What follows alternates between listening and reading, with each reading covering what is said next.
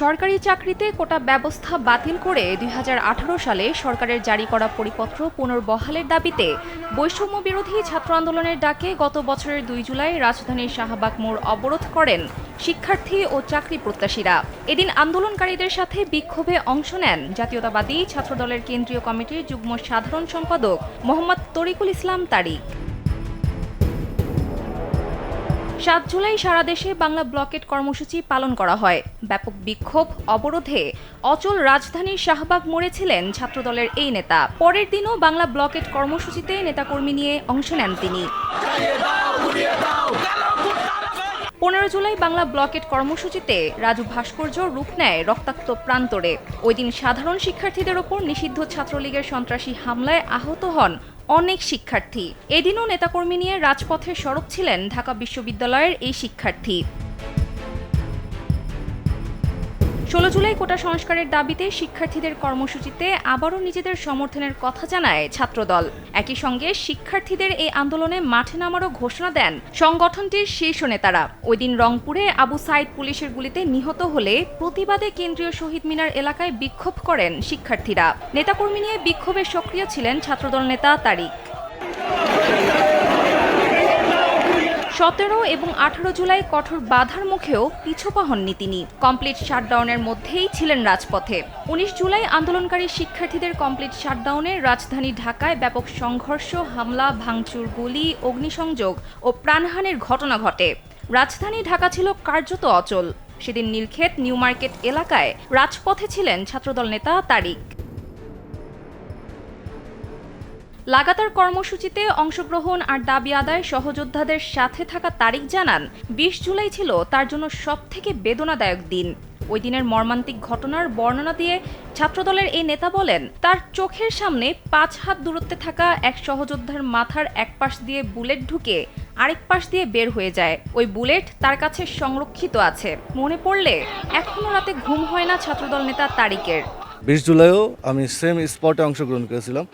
ওই দিনটা আমার জন্য একটা বেদনাবিধুর দিন এবং আপনি বলতে পারেন ওই দিনটাতে নিজের চোখের সামনে ওই দিনটাতে একটা ঘটনা ঘটেছিল, সেটা জানেন আপনারা। ঢাকা শহরের সমস্ত জায়গায় হেলিকপ্টার নিয়ে র্যাব পুলিশ বা আইন শৃঙ্খলা বাহিনী বলতে পারেন, তারা টহল দিয়েছিল এবং গুলি করেছিল। সাউন্ড গ্রেনেড বলেন, রাবার বুলেট বলেন, তারপরে ড্রেগ গুলিও করেছিল, লেতাল ওয়েপন যেটাকে বলে, ওটা গুলি করেছিল। তো আমার নিজের চোখের সামনে ওই দিন একটা বৈশাসিক ঘটনা ঘটে। আমার থেকে দ্রুত হবে ৫ হাত এমন জায়গা থেকে আমার এক সহযোদ্ধা, তার মাথার এপাশ দিয়ে গুলিটা ঢুকে এপাশ দিয়ে বেরিয়ে যায়। মানে মাথার আপনি যে ঘেলু বলে, ওখানে আমার সামনে পড়েছিল। ওই বুলেটটা এখনও পর্যন্ত আমার কাছে জমা আছে। তো এই স্মৃতিটা আমার এখনও মনে পড়ে এবং আমি মাঝে মাঝে ঘুমাইতে পারি না এই স্মৃতিটা যখন আমার মনে পড়ে।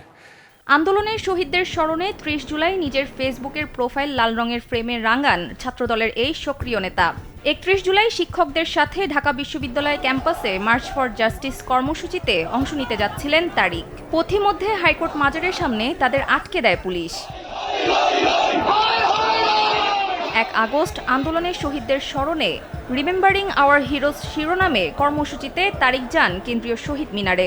পরদিন ২ আগস্ট জুমার নামাজের পর প্রার্থনা ও ছাত্র জনতার গণমিছিলে সায়েন্স ল্যাব এলাকায় আন্দোলন সংগঠিত করেন তারিক। ৩ আগস্ট সরকারের পদত্যাগের এক দফা দাবিতে কেন্দ্রীয় শহীদ মিনারে জমায়েত হন শিক্ষার্থীসহ লাখো জনতা। সেদিন ছাত্রদলের কেন্দ্রীয় নেতৃবৃন্দের সাথে বিপুল সংখ্যক নেতাকর্মী নিয়ে কর্মসূচিতে অংশ নেন তারিক। সরকার পদত্যাগের দাবিতে ৪ আগস্ট অসহযোগ আন্দোলনের প্রথম দিনে মাঠে নামার ঘোষণা দেয় আওয়ামী লীগ। সেদিন শাহবাগে ছাত্রলীগ, যুবলীগ নেতাকর্মীদের ধাওয়া করে শাহবাগ এলাকা দখলে নেন ছাত্র জনতা। ওই কর্মসূচিতে সাহসী ভূমিকা রাখেন ছাত্রদলের এই নেতা। সেদিন শাহবাগ থেকে ফার্মগেট এলাকা পর্যন্ত তুমুল আন্দোলনে জীবনের ঝুঁকি নিয়ে প্রতিরোধ গড়ে তোলেন তিনি। হাসিনার সরকারের পতনের দিন ৫ আগস্ট সকালে শহীদ মিনারে জড়ো হতে গেলে পুলিশ গুলি, সাউন্ড গ্রেনেড ছুড়ে আন্দোলনকারীদের ছত্রভঙ্গ করে দেয়। সেখানেও ছিলেন তারিক। পরে পলাশী মোড়ে জড়ো হয়ে নেতাকর্মীদের নিয়ে সকাল ১১টায় রওনা দেন শাহবাগের পথে। কারফিউ ভেঙে নেতাকর্মীদের সাথে নিয়ে যাওয়ার পথে শাহবাগ থানার সামনে পুলিশ ও সেনাবাহিনীর বাধার মুখে পড়েন তারিক। সে বাধা অতিক্রম করেই শাহবাগ দখলে নেতৃত্ব দেন তিনি। সানজিদা ইসলাম, কালবেলা।